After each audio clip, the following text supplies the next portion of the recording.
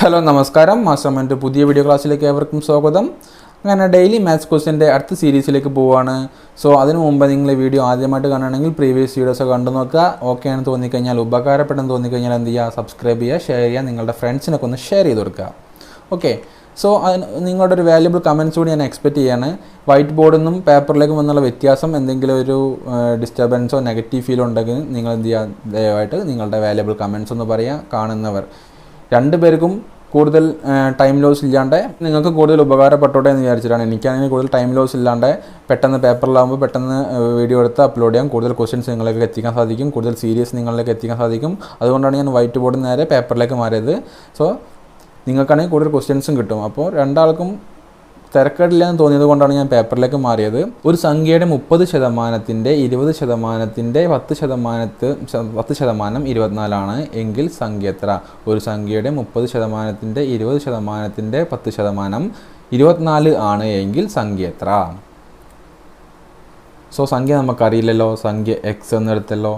അതിൻ്റെ 30% ശതമാനത്തിലേക്ക് എങ്ങനെ മാറ്റുക? 30% 30 × 30/100. 30%, 20%. ഇൻ്റെന്ന് പറയുമ്പോൾ ഓഫ്. സോ ഇൻറ്റു അല്ലേ 10%. അത് എത്രയാണ്? 24. ഓക്കെ, സോ 2 0 പോയി, 1 0 പോയി. മേലെ എന്തൊക്കെയുണ്ട്? X into 3 × 2 / 10 × 100,000 = 24. സോ 3 × 2 6 അല്ലേ? 4 6 24 വെട്ടിപ്പോലെ. സോ 4. x = 4 × 1000 4000. ബേസിക്കായ സിമ്പിൾ മാത്സ് അല്ലേ? എക്സ് ഒന്നും എടുക്കേണ്ട ആവശ്യമില്ല. പക്ഷേ നമ്മൾ കുറച്ചുകൂടി പഴയ മെത്തേഡിനെ ഫോളോ ചെയ്യുന്ന പഴയ മെത്തേഡിലെ എക്സ് കുറച്ചും കൂടി ഡീപ്പായിട്ട് ബേസിക്കായ കാര്യങ്ങൾ പഠിച്ചു പോകാൻ വേണ്ടിയാണ് എക്സ് യൂസ് ചെയ്തത്. സോ 30, 20, 10. 30 × 30/100 × 20/100 × 10/100 എന്താണ്? അത് 24 ആണ്. സോ x = കണ്ടുപിടിച്ചാൽ പോരെ. സോ നെക്സ്റ്റ് ക്വസ്റ്റ്യനിലേക്ക് പോവല്ലേ. അങ്ങനെ നമ്മൾ അടുത്ത ക്വസ്റ്റ്യനിലേക്ക് പോകണം. 180 എത്ര ശതമാനമാണ് 45? 180 എത്ര ശതമാനമാണ് 45? ശതമാനത്തിലെ പെർസെൻറ്റേജിൽ ബേസിക്കായ ഒരു ക്വസ്റ്റ്യൻ അല്ലേ. 180 എത്രയോ ശതമാനമാണല്ലോ 45. 150 x ശതമാനമാണ് 45 എന്ന് വിചാരിച്ചോ. So 180 × x/100 = 45. x എന്താണ്? 45 × 100 / 180. വെട്ടിപ്പോകുമ്പോൾ 45 ഒരു 45, ഇവിടെ 4 വട്ടം പോവില്ലേ. സോ 4 100 വെട്ടുമ്പോൾ 25. 25% 45. 180 25% 45.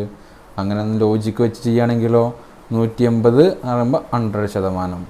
ഇത് നമുക്ക് കാണുമ്പോൾ അറിയുന്നതുകൊണ്ട്, കാണുമ്പോൾ തന്നെ മനസ്സിലാവുന്ന സംഖ്യ ആയതുകൊണ്ട് ഓക്കെ. 180 പറയുമ്പോൾ 100%, 90 ആകുമ്പോൾ 50%, 45 ആകുമ്പോൾ 25%. ഇത് നമുക്ക് 180 45 കാണുമ്പോൾ തന്നെ നമ്മുടെ മനസ്സിലൊരു കണക്ക് വരില്ലേ. അതുകൊണ്ട് നമുക്ക് ഈസി ആയിട്ട് ചെയ്യാം. അല്ലെങ്കിൽ എന്ത് ചെയ്യുക, അതേപോലെ പോവുക. ഓക്കെ, സോ നെക്സ്റ്റ് ക്വസ്റ്റ്യനിലേക്ക് പോയാലോ. അടുത്ത ക്വസ്റ്റ്യൻ നോക്കിയേ. 2 സംഖ്യകളുടെ തുക 91 അവയുടെ വ്യത്യാസം 13 ആയാൽ സംഖ്യകൾ ഏതൊക്കെ? ഈ ക്വസ്റ്റ്യൻ 2 തരത്തിൽ ചോദിക്കാം. 2 സംഖ്യകളുടെ തുക 91 അവയുടെ വ്യത്യാസം 13 ആയാൽ അവയിൽ വലിയ സംഖ്യ ഏത്? അല്ലെങ്കിൽ ചോദിക്കാൻ ചെറിയ സംഖ്യ ഏത്? അങ്ങനെ തിരിച്ചും മറിച്ചും ചോദിക്കാൻ ചാൻസ് ഉള്ള ക്വസ്റ്റ്യൻ ആണ്. സോ സംഖ്യകൾ നമുക്കറിയോ? ഇല്ല, സംഖ്യകൾ നമുക്കറിയില്ല. എക്സ് ആൻഡ് വൈ ആണ് സംഖ്യകൾ. തുക എന്ന് പറയുമ്പോൾ x + y അല്ലേ = 91 ആണ്. വ്യത്യാസം എന്ന് പറയുമ്പോൾ x - y അല്ലേ = എന്താണ്? 13 അല്ലേ. സോ സാധാരണ ചെയ്യുകയാണെങ്കിൽ എന്താണ്? ഇത് രണ്ടും കൂട്ടിയാൽ പോരെ. കൂട്ടുമ്പോൾ എന്താവും? 2x + y-യും -y-യും ക്യാൻസൽ ആയി പോയി. 2x = 91 + 13. 2x = 104. x = 52. And y = എന്തായിരിക്കും? 2y = 91. ഇത് കുറച്ചാൽ പോരെ. 91 - 13. y = ഇത് കിട്ടും 91 10 പോയാൽ 81. 81 3 പോയാൽ 78. 78/2 = 39.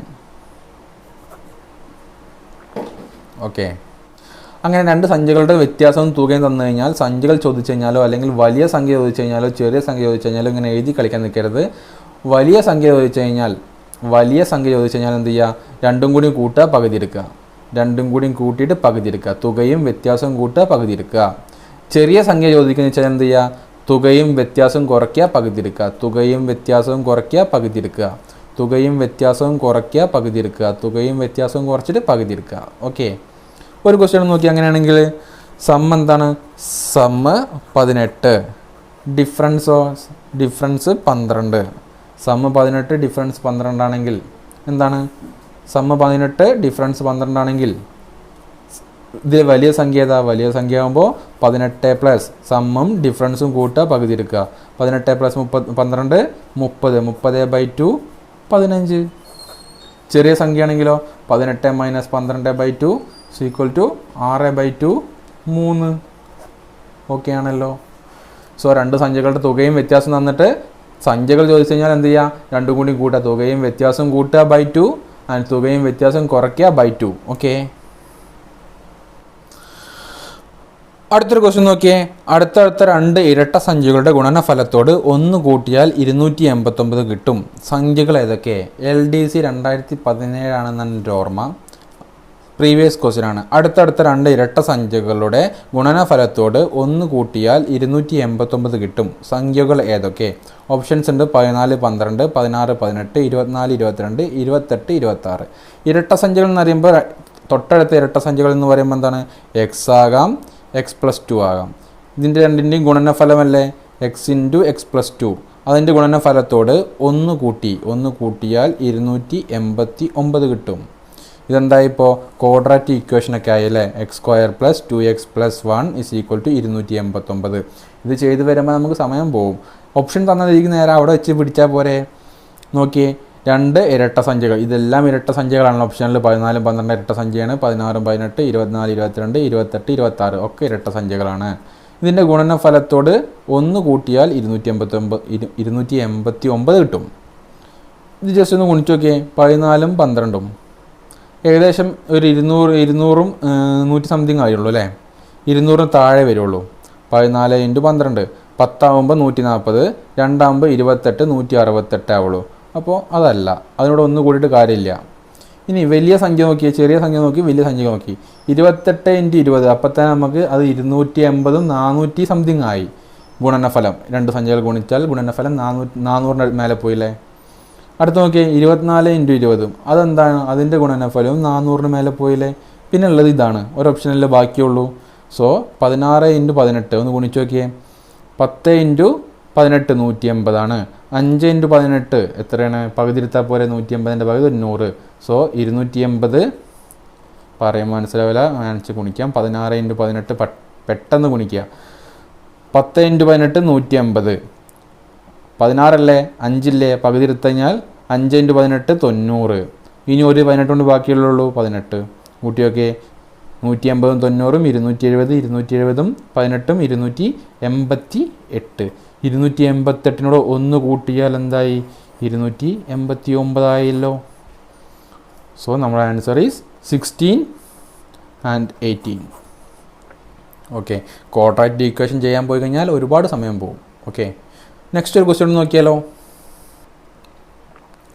അടുത്തൊരു ക്വസ്റ്റ്യൻ നോക്കിയാൽ, രണ്ട് സംഖ്യകളുടെ തുക 27, ഗുണനഫലം 99 ആയാൽ അവയുടെ വിൽക്രമങ്ങളുടെ തുക എത്ര? സംഖ്യ നമുക്കറിയില്ല, സംഖ്യ X and Y ആണ്. അവയുടെ തുക തന്നിട്ടുണ്ട് X + Y = 27 ആണ് തന്നിട്ടുണ്ട്. X × Y, ഗുണനഫലം X × Y അല്ലേ? അത് എത്ര? 99 ആണ് തന്നിട്ടുണ്ട്. നമ്മൾ ചോദിച്ചത് എന്താണ്? സംഖ്യകൾ X and Y ആണെങ്കിൽ വിൽക്രമം എന്ന് പറയുന്നത് എന്തായിരിക്കും? 1/X-ഉം 1/Y ആയിരിക്കും. അവയുടെ തുകയല്ലേ ചോദിച്ചത്? ഇതല്ലേ നമുക്ക് കണ്ടുപിടിക്കേണ്ടത്. ഒന്ന് ക്രോസ് ചെയ്ത് നോക്കിയേ. 1/X + 1/Y = ക്രോസ് ചെയ്യുമ്പോൾ എന്തായി? X + Y / XY. വിൽക്രമങ്ങളുടെ തുക ചോദിച്ചു കഴിഞ്ഞാൽ നമുക്ക് എന്താണ് കണ്ടുപിടിക്കേണ്ടത്? എന്ത് ചെയ്താൽ മതി? തുക / ഗുണനഫലം ചെയ്താൽ മതി. ഗുണനഫലം ചെയ്താൽ മതി. സോ തുക നമുക്കറിയാലോ 27 അല്ലേ? ഗുണനഫലം എന്താണ്? 99 അല്ലേ? ഇതിനെ വെട്ടിപ്പോവില്ലേ? 9 കൊണ്ട് വെട്ടാൻ പറ്റൂലേ? 9 കൊണ്ട് വെട്ടുമ്പോൾ 3 9 27 ആൻഡ് 11 × 9 എന്താണ്? 99. So answer is 3/11. രണ്ട് സംഖ്യകളുടെ തുകയും ഗുണനഫലവും തന്നു കഴിഞ്ഞാൽ അവയുടെ വിൽക്രമങ്ങളുടെ തുക ചോദിച്ചു കഴിഞ്ഞാൽ വിൽക്രമം എന്ന് പറയുന്നത് സംഖ്യകൾ എക്സ് ആൻഡ് വൈ ആണെങ്കിൽ വിൽക്രമം എന്ന് പറയുന്നത് 1/x ആൻഡ് 1/y. വിൽക്രമങ്ങളുടെ തുക എന്ന് പറയുന്നത് 1/x പ്ലസ് 1/y ആണ് വിൽക്രമങ്ങളുടെ തുക എന്ന് പറയുന്നത്. 1/x പ്ലസ് 1/y ചെയ്യുമ്പോൾ എന്താണ് നമുക്ക് കിട്ടേണ്ടത്? X plus y divide by x y. തുക ഡിവൈഡ് ബൈ ഗുണനഫലമല്ലേ? സോ തുക നമുക്കറിയാലോ 27, ഗുണനഫലം നമുക്കറിയാലോ 99. വെട്ടിച്ചെറുതാക്കുമ്പോൾ 9 കൊണ്ട് വെട്ടുമ്പോൾ 3/11 നമ്മളെ ആൻസർ ആയല്ലോ. സോ ഈ സീരീസിലെ 5 ക്വസ്റ്റ്യൻ ഓക്കെ ആണെന്ന് വിചാരിക്കുന്നത്. വളരെ സിമ്പിളായ ബേസിക്കായ ആവർത്തിച്ച ക്വസ്റ്റ്യൻസ് ആണ് നമ്മൾ ഡിസ്കസ് ചെയ്തത്. നെക്സ്റ്റ് ക്ലാസ്സിൽ നെക്സ്റ്റ് ടൈപ്പ് ക്വസ്റ്റ്യൻസുമായി കാണുന്നതിലേക്കും ടേക്ക് കെയർ. Bye by.